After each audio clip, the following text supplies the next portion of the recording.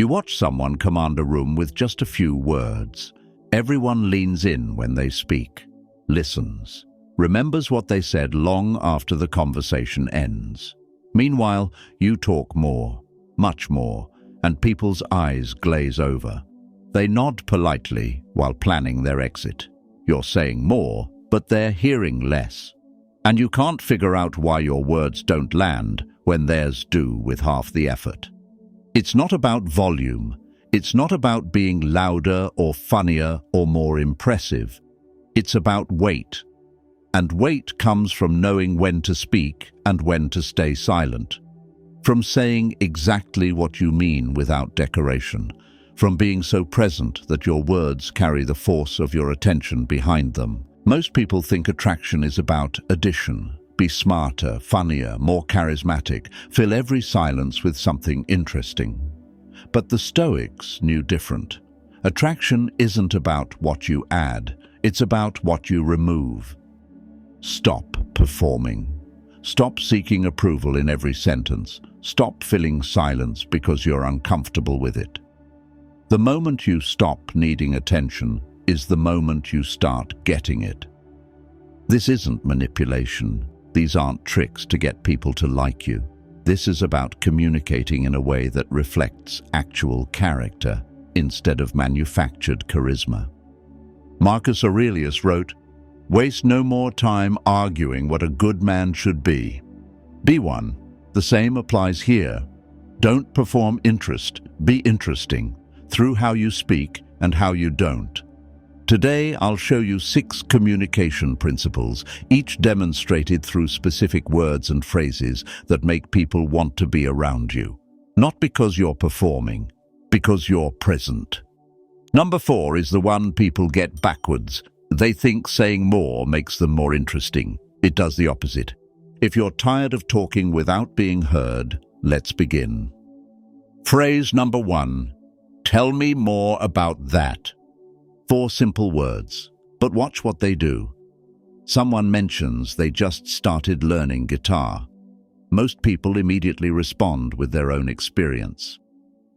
"Oh, I played guitar in college. Let me tell you about my band." Or, "You should try this method I used." They hijack the conversation, turn it back to themselves. The other person was opening a door. You walked through it talking about your house instead of exploring theirs. Now they're listening to you talk about something they didn't ask about, waiting politely for you to finish so they can either reattempt their story or just give up entirely. You do this differently. They mention the guitar. You say, "Tell me more about that." Then you stop talking. You actually listen, not the fake listening where you're planning your response. Real listening, where you're curious about what they're going to say next. And here's what happens. They light up, because most people spend their entire lives waiting for someone to actually want to hear what they have to say, not waiting for their turn to talk, not pretending interest while thinking about something else, actually wanting to know. This isn't a trick. You can't fake genuine curiosity. People feel the difference between performed interest and real attention. If you're not actually curious, don't ask. Silence is better than fake engagement. But when you are curious, when someone mentions something and you genuinely want to know more, those 4 words open everything. They talk longer, go deeper, share things they don't usually share because they're not used to someone actually caring about the answer. And here's the part people miss. They don't remember what you said in that conversation. They remember how you made them feel.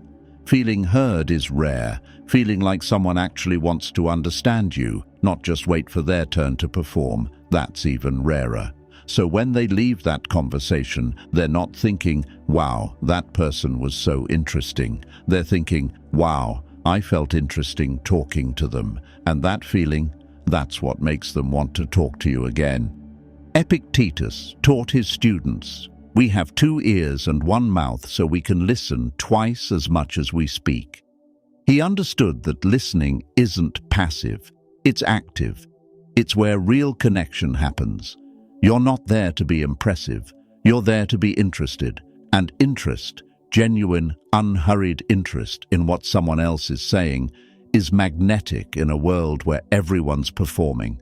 Watch what changes. Conversations go deeper faster.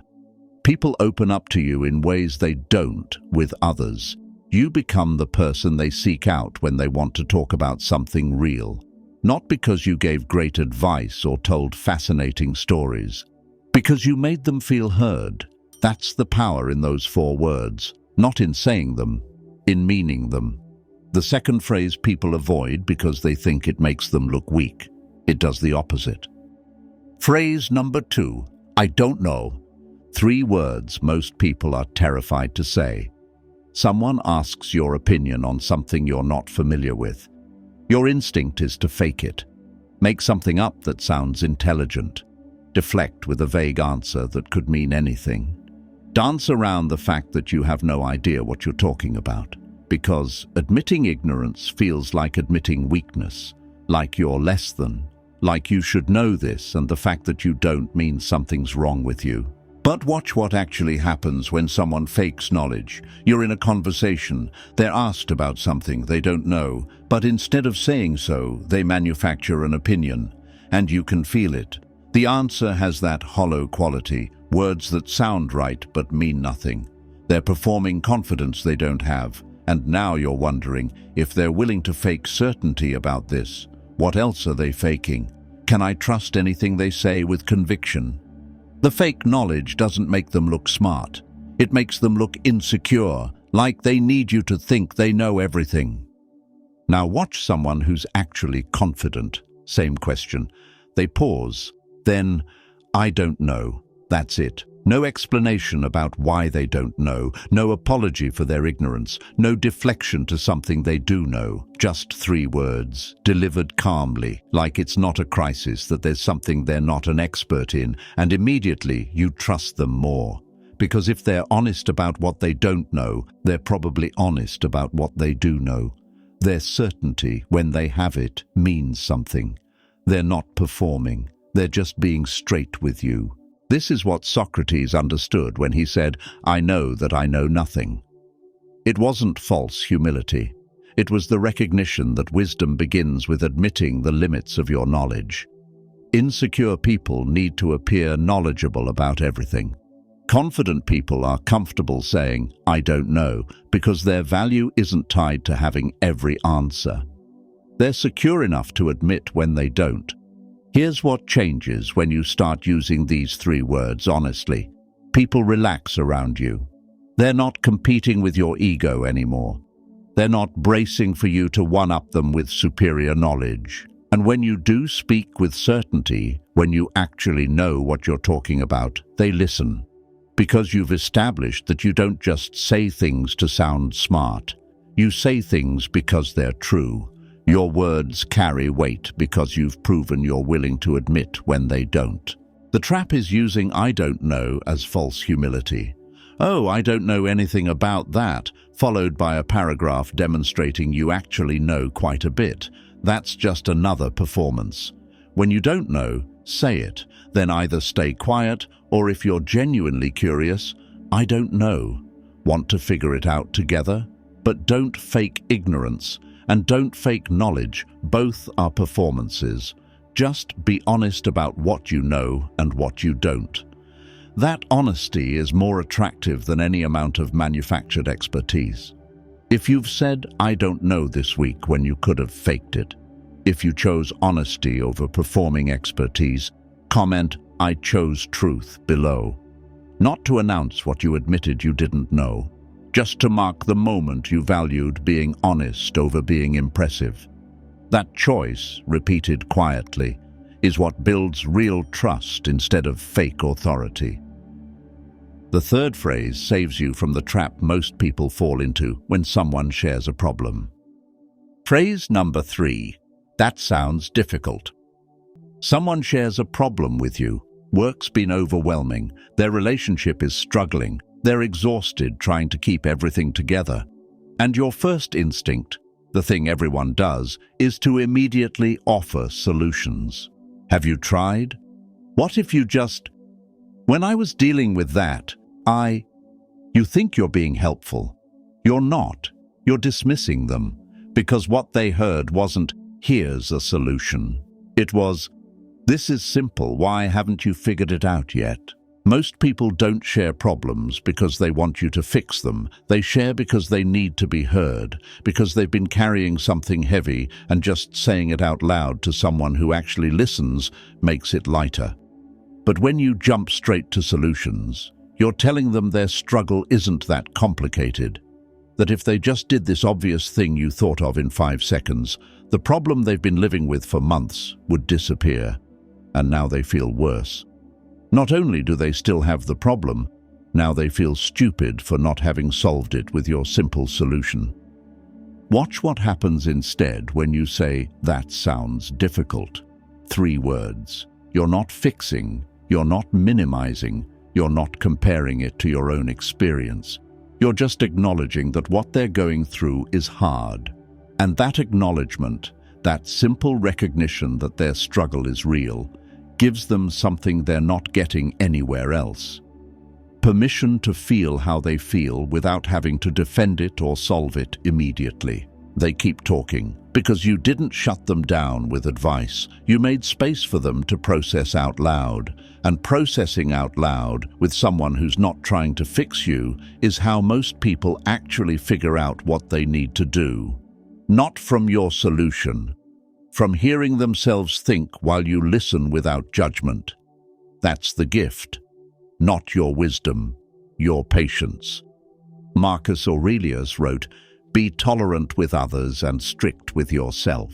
Most people do the opposite. They're strict with others. Just do this, it's not that hard. And tolerant with themselves when they struggle. But real strength is being patient with other people's difficulties while holding yourself to high standards. When someone shares a problem, they're not looking for you to be strict with them. They need tolerance. Understanding that what's hard for them is hard, even if it wouldn't be hard for you. Here's what changes. People start bringing you real problems, not surface complaints, deep stuff. Because you've proven you won't immediately try to fix them or minimize what they're feeling. You'll just listen. Validate, make space. And that space, that rare space where someone can be struggling without being judged or fixed, is where real connection lives. You become someone safe, someone trusted. Not because you have all the answers, because you don't pretend to. If they want advice, they'll ask, "What would you do?" Then you can offer something. But even then, offer it as your experience, not as the solution.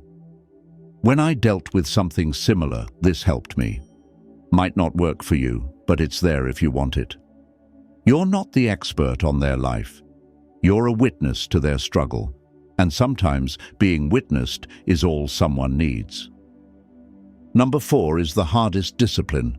Most people never master it, but it's what makes everything you say actually matter. Phrase number 4, silence. Most people are terrified of it. A pause in conversation and they panic. Fill it with words, any words. Observations about nothing, stories no one asked for, commentary that adds nothing. Because silence feels like failure. Like the conversation is dying and it's your job to resuscitate it with more talking. So you talk, and the more you talk, the less anyone listens. Because words without weight are just noise. And you've trained everyone around you that your words are noise. Constant, low level, easy to ignore. Now watch someone comfortable with silence. They're in a group.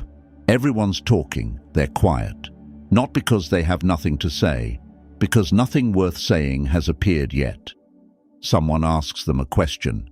They don't answer immediately. They pause, 2-3 seconds. Actually think about what they're going to say. Then they speak. One clear point, done, and everyone's listening. Because the silence before they spoke made the room lean in. The pause signaled, what's coming next matters. And when they finish, they don't fill the space after. They let the statement land, let other people respond, or let silence sit there if that's what's needed.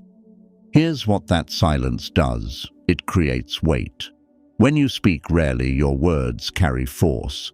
When you're comfortable with quiet, people become uncomfortable with it around you. They fill it, and in filling it, they reveal themselves. You learn more about someone in what they say to fill an awkward silence than in an hour of normal conversation. They show you who they are when they're uncomfortable, their patterns, their insecurities, what they're actually thinking versus what they perform when they're comfortable. But it only works if your silence is comfortable. If you're sitting there anxious, desperate for someone to talk so the awkwardness ends, they feel that. Your discomfort makes them uncomfortable. But if you're genuinely at peace with quiet, if you don't need constant verbal stimulation to feel okay, that calm is contagious. They relax, and relaxed people are honest. Performed people are careful.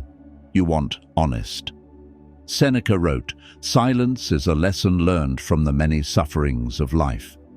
He knew that people who talk constantly are often running from something, their own thoughts, the weight of what they've experienced, the discomfort of just being with themselves.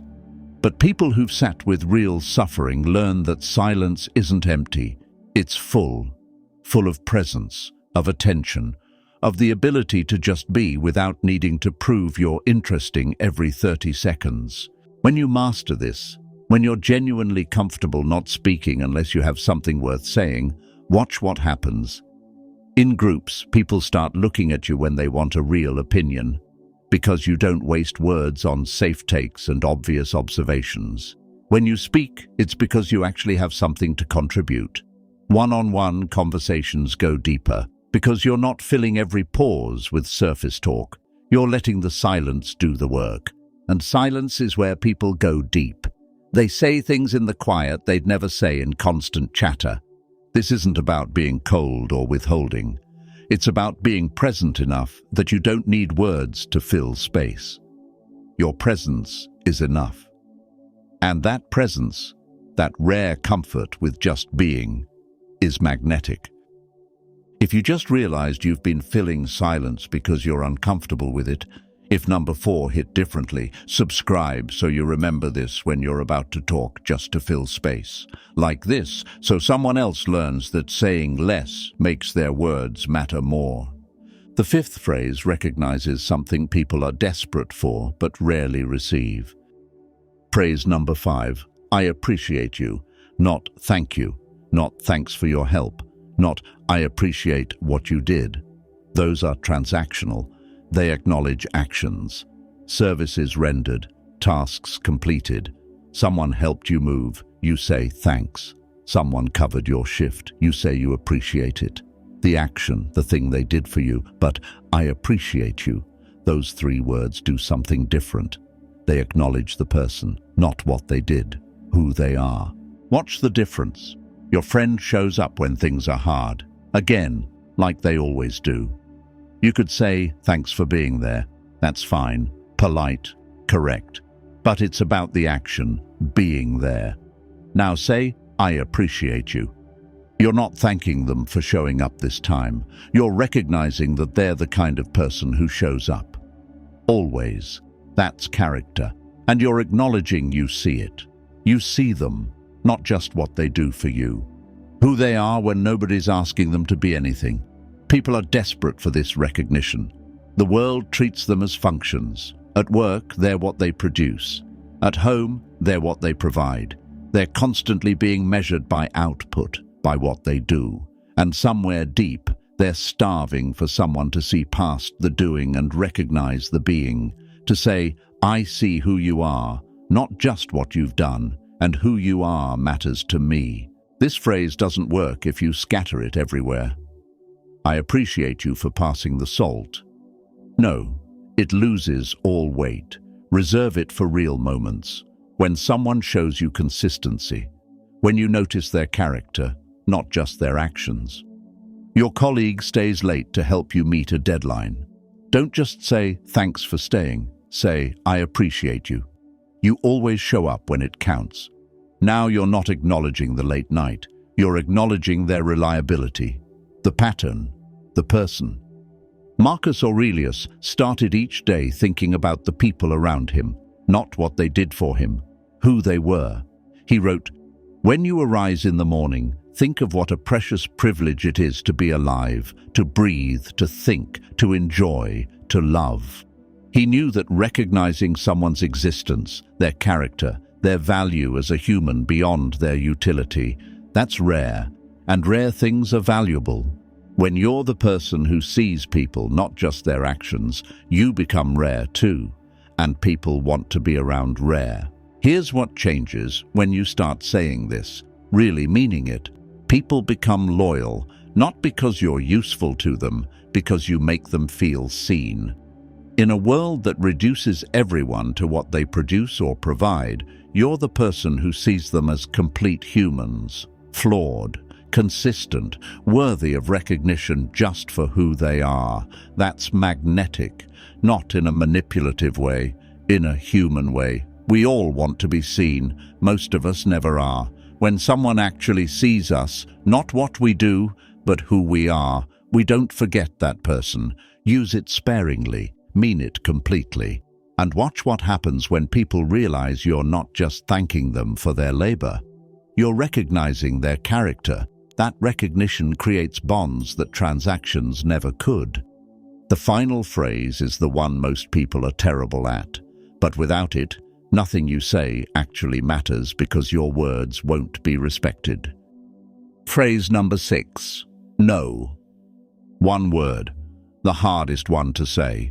Someone asks for your time, your energy, your presence at something you don't want to attend, and your instinct is to say yes, or to say maybe, or to invent an excuse that sounds legitimate enough that they can't argue.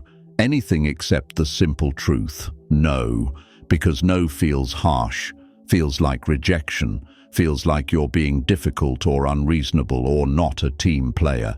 So you say yes to things you don't want to do, with people you don't want to see, at times that don't work for you. And every time you say yes when you mean no, you teach people your time has no value, that you're available to everyone for everything, that your boundaries don't exist. Watch what happens to people who can't say no.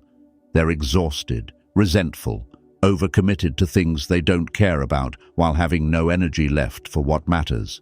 Their calendar is full, their life is empty, because they gave all their time to other people's priorities and kept none for their own. And people don't respect them more for their availability, they respect them less. Because someone who says yes to everything is saying their own time isn't valuable enough to protect. And if you don't value it, why would anyone else? Now watch someone who can say no. Someone asks them to do something. They pause.